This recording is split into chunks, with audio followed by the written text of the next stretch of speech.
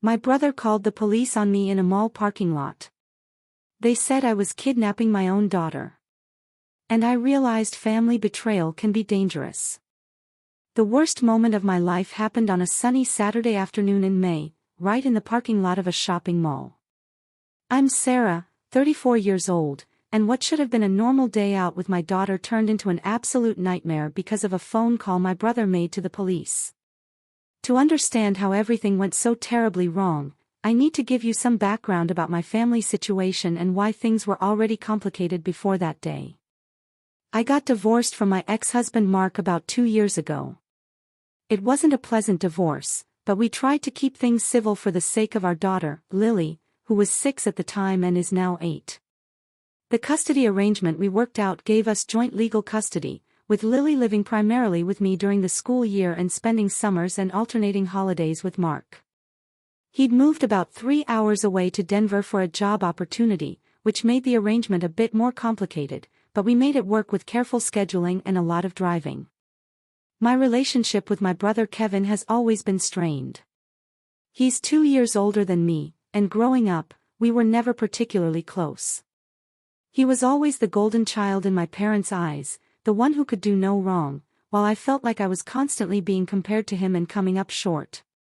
As adults, we drifted even further apart. We saw each other maybe twice a year at family gatherings, exchanged brief pleasantries, and that was about it. What made things more complicated was that Kevin had always been close with Mark. They'd bonded over sports and cars back when Mark and I were first dating, and they'd maintained a friendship even after the divorce. I understood that friendships don't just end because a marriage does, but it created an awkward dynamic. Kevin seemed to view me as the villain in the divorce story, even though the reality was far more nuanced. Mark and I had simply grown apart, wanted different things, and decided it was better to separate than to stay in an unhappy marriage. Kevin had made some comments over the past 2 years that bothered me. He'd suggested that I was keeping Lily away from her father, which wasn't true. He'd implied that I was being difficult about the custody arrangement, which also wasn't true. I followed our agreement to the letter. If anything, I was sometimes more flexible than I needed to be, adjusting schedules when Mark had work conflicts or family events he wanted to attend with Lily. About a month before the incident, I'd had a particularly unpleasant interaction with Kevin at our mother's birthday dinner. He'd had a few drinks and started making passive-aggressive comments about how hard it must be for Mark to only see his daughter on a limited schedule. I tried to ignore it, but he kept pushing, eventually saying outright that he thought the custody arrangement was unfair and that Mark should have gotten more time with Lily. I'd finally snapped and told him that it wasn't his business, that Mark and I had worked out an arrangement that we both agreed to, and that maybe he should focus on his own life instead of judging mine. It had created tension for the rest of the evening, and we hadn't spoken since. My mother had called me a few days later, asking me to apologize to Kevin for being rude, but I'd refused. I hadn't been the one who started that conversation, and I wasn't going to apologize for defending myself. Now, fast forward to that Saturday in May. It was supposed to be a nice day. Lily and I had gone to the mall to do some shopping for her upcoming dance recital. She needed new shoes and wanted to look at some accessories. We'd spent a couple of hours browsing, had lunch at her favorite restaurant in the food court, and were heading back to my car loaded down with shopping bags and laughing about something silly she'd seen in one of the stores. Lily looks a lot like Mark. She has his dark hair, his brown eyes, and some of his facial features. She has my smile and my personality, but physically, she takes after her father's side of the family. This usually doesn't matter, but it becomes relevant to what happened next. As we were walking through the parking lot, Lily was skipping ahead of me, full of energy and excitement about her new shoes. I was following behind, juggling shopping bags and trying to remember where exactly I'd parked. That's when I noticed someone watching us from across the parking lot. It was Kevin. He was just standing there next to his car, staring at us with this strange expression on his face. I felt a flash of annoyance. Of all the places and times to run into him, it had to be now when I was just trying to have a nice day with my daughter. I considered just ignoring him and getting into my car, but Lily had spotted him too. She didn't know him very well since we rarely saw him, but she recognized him as her uncle and gave him a little wave. I expected Kevin to wave back and maybe walk over to say a quick hello. Instead, he pulled out his phone. He was still staring at us, and now he was talking on his phone with an urgent, almost frantic expression. Something about his body language made me uneasy, but I couldn't pinpoint why. I got Lily into the car, loaded the shopping bags into the trunk, and was about to get into the driver's seat when I saw the police car pull into the parking lot. My first thought was that there must be some kind of incident happening somewhere in the mall. It didn't occur to me that the police were there because of me. I got into my car, started the engine, and was about to back out of my parking space when the police car pulled up directly behind me, blocking me in. Two officers got out and approached my car with their hands near their weapons. My heart started racing. I rolled down my window, completely confused about what was happening.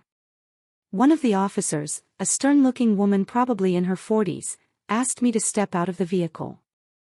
I asked what this was about, and she repeated, more firmly, that I needed to step out of the vehicle immediately. In the back seat, Lily was starting to look scared, which broke my heart. I got out of the car, my hands shaking. The officer asked for my identification, which I provided. She asked who the child in the car was. I said she was my daughter. The officer exchanged a look with her partner, a younger man who was standing near the passenger side of my car, looking in at Lily through the window. That's when the female officer told me that they'd received a report of a possible child abduction.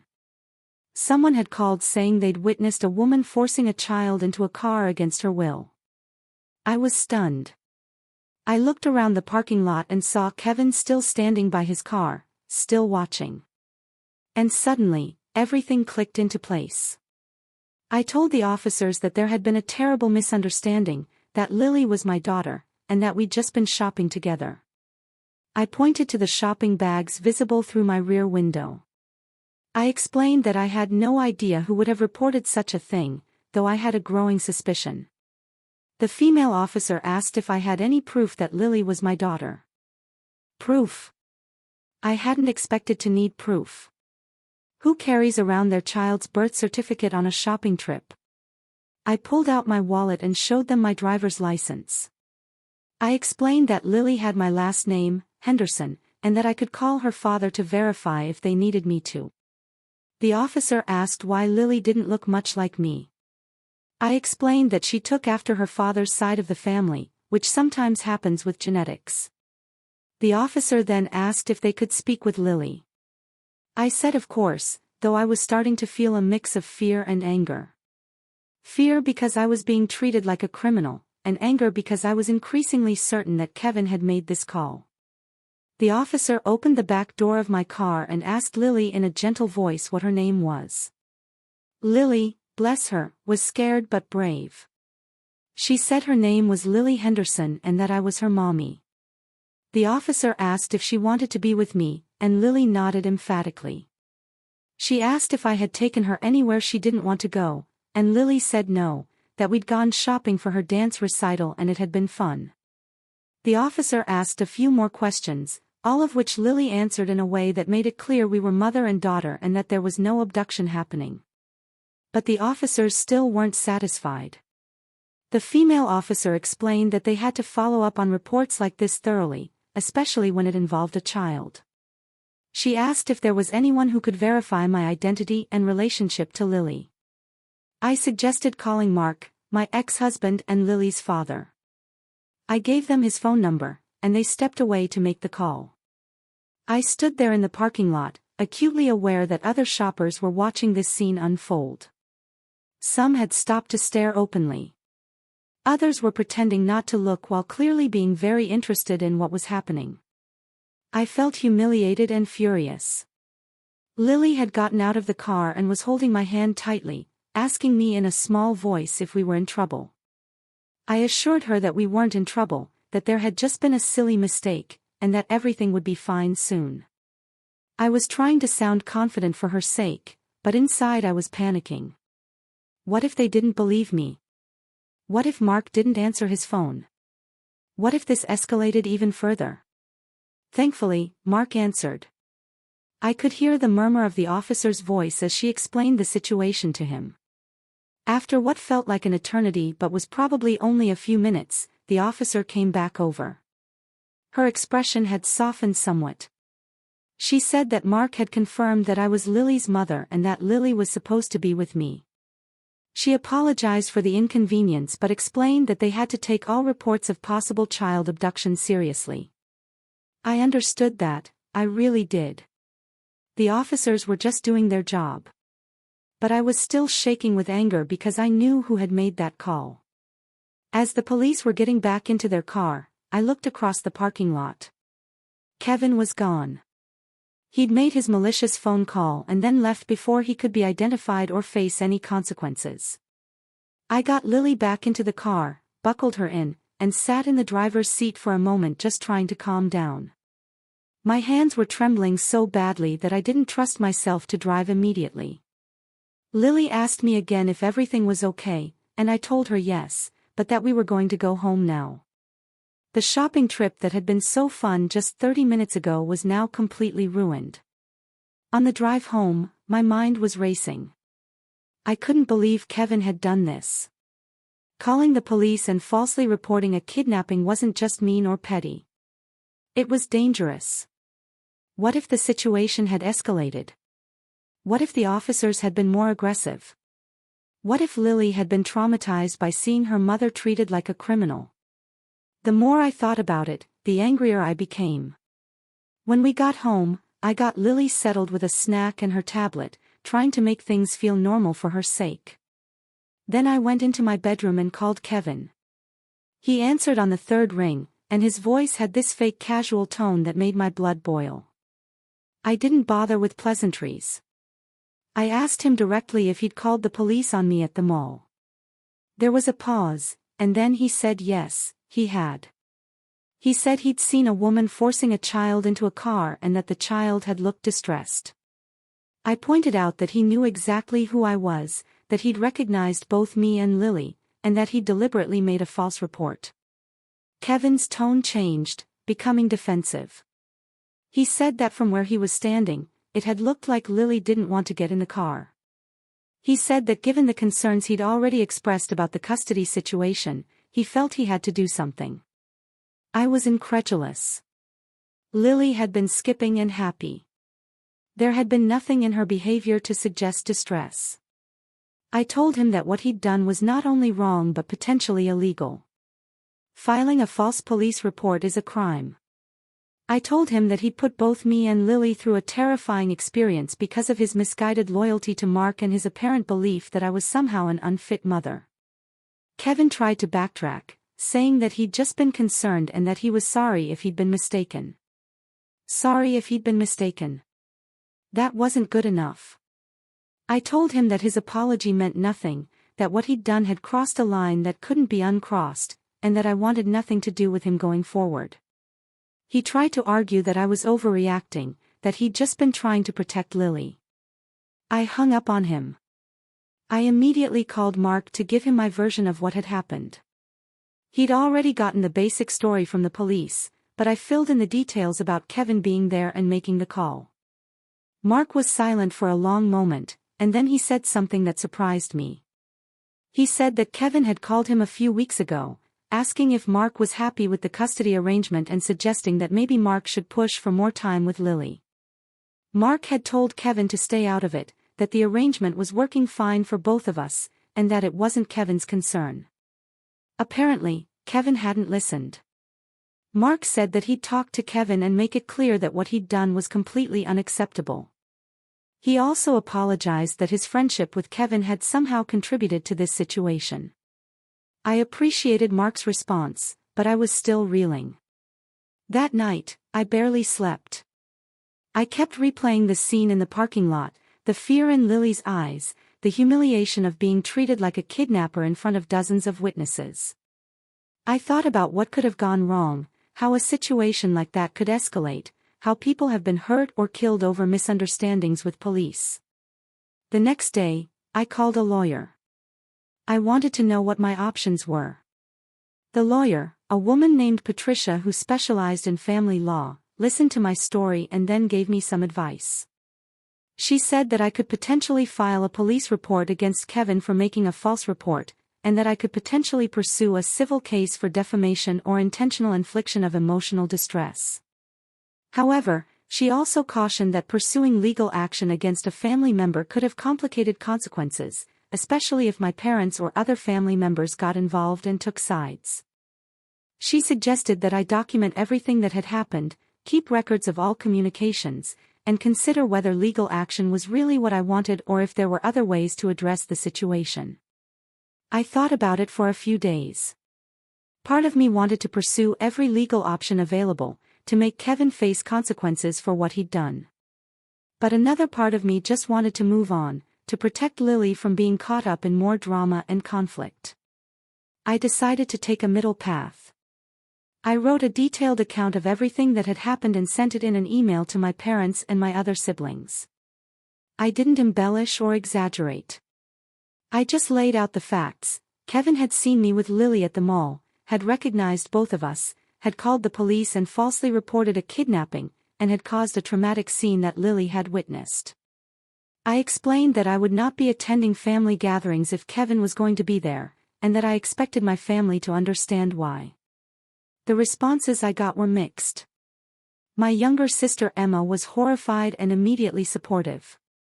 She couldn't believe Kevin had done something so reckless and harmful. My older brother Michael was more diplomatic, saying that Kevin had clearly made a mistake but that family should try to work through conflicts. My parents were upset but tried to stay neutral, suggesting that perhaps both Kevin and I had overreacted and that we should try to reconcile. I shut that down immediately. I hadn't overreacted. I had been shopping with my daughter and minding my own business when Kevin made a decision to call the police with a false report. There was no equivalence between his action and my response to it. I told my parents that I loved them but that I would not pretend that what Kevin had done was anything less than serious and harmful. Kevin sent me a longer apology via email a few days later.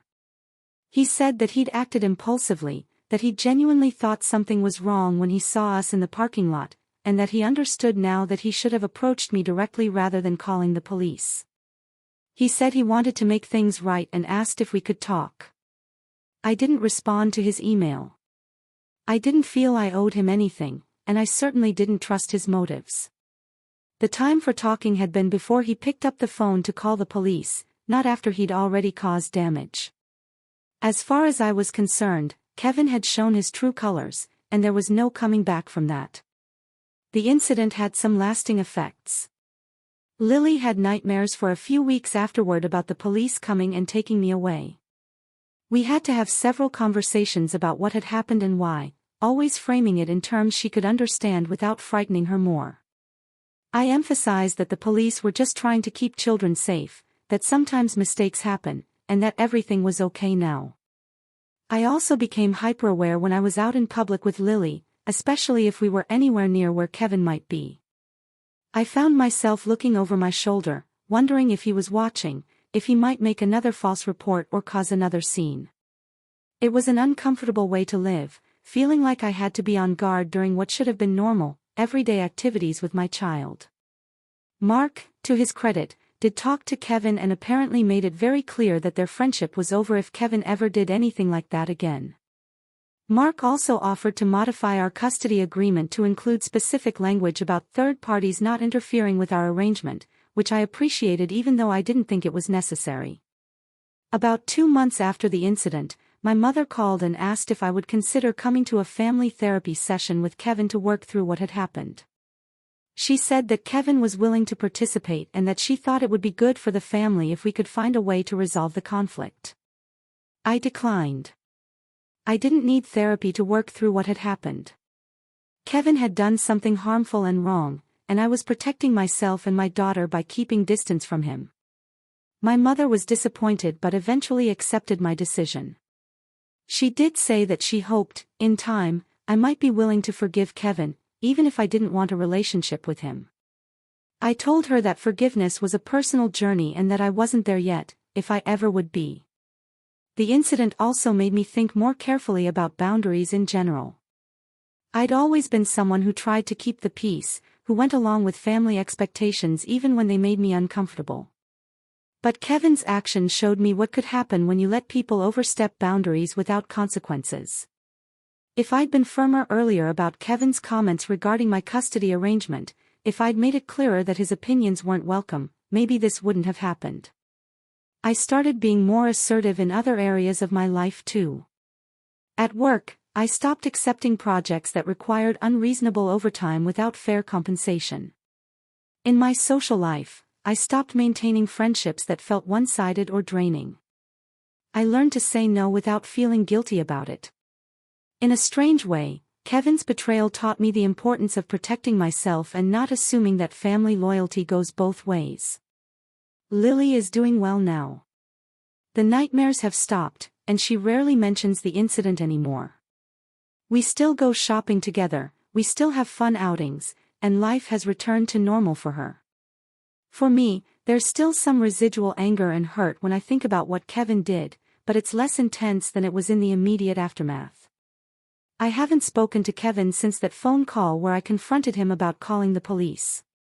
We've been at a few of the same family gatherings since then, but we don't interact.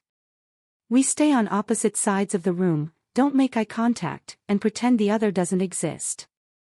It's awkward for the rest of the family, but it's the arrangement I need to feel safe and comfortable. Some people might think I'm holding a grudge or being unforgiving. But I see it differently. Kevin made a choice to weaponize the police against me based on his own biases and his friendship with my ex-husband. He put my child through a frightening experience and could have caused serious harm. That's not something you just forgive and forget because someone is family. The whole experience taught me that family relationships aren't sacred just because of blood ties. They have to be earned and maintained through respect, trust, and appropriate behavior. Kevin violated all of those things, and as far as I'm concerned, he lost the privilege of being part of my life. I've also become much more careful about my privacy and who I share information with. I used to be fairly open with family members about my schedule, where Lily and I were going, what we were doing. Now I keep that information much more restricted. I don't need anyone else deciding that they know better than I do what's right for my child and taking it upon themselves to interfere. Mark and I actually grew closer after this incident, united by our shared concern for Lily and our frustration with Kevin's interference. We communicate more regularly now, not just about logistics but about parenting decisions and how Lily is doing emotionally. It's ironic that Kevin's attempt to drive a wedge between us actually brought us together as co-parents. Looking back now, almost a year later, I can see the incident as a turning point in my life. It was traumatic and wrong, but it forced me to reevaluate my relationships, my boundaries, and my priorities.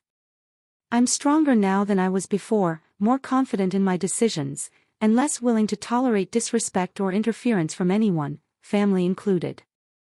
If I could go back and change what happened, of course I would. I'd spare Lily the fear and confusion, spare myself the humiliation and stress. But since I can't change it, I've chosen to learn from it and to use it as motivation to create healthier boundaries and relationships going forward. Kevin sent me a message on my birthday a few months ago, saying he hoped I was doing well and that he still hoped we could reconcile someday. I deleted it without responding. Maybe someday I'll feel differently, but right now, I'm comfortable with the distance between us. He made a choice that showed a fundamental lack of judgment and respect, and until he truly understands the gravity of what he did, there's nothing to discuss. My advice to anyone dealing with interfering family members, especially in custody situations, is to set firm boundaries early and enforce them consistently. Don't let people overstep just because they're family. Document everything, protect yourself legally, and don't be afraid to cut ties with people who show through their actions that they don't respect you or your role as a parent. The day my brother called the police on me for kidnapping my own child was one of the worst days of my life. But I survived it, Lily survived it, and we're both better off now for having learned who we can and cannot trust. Sometimes the hardest lessons are the most valuable, and sometimes protecting yourself means walking away from people you once thought would always be there for you. That's okay. It's more important to protect your child and your peace than to maintain relationships that are toxic or harmful.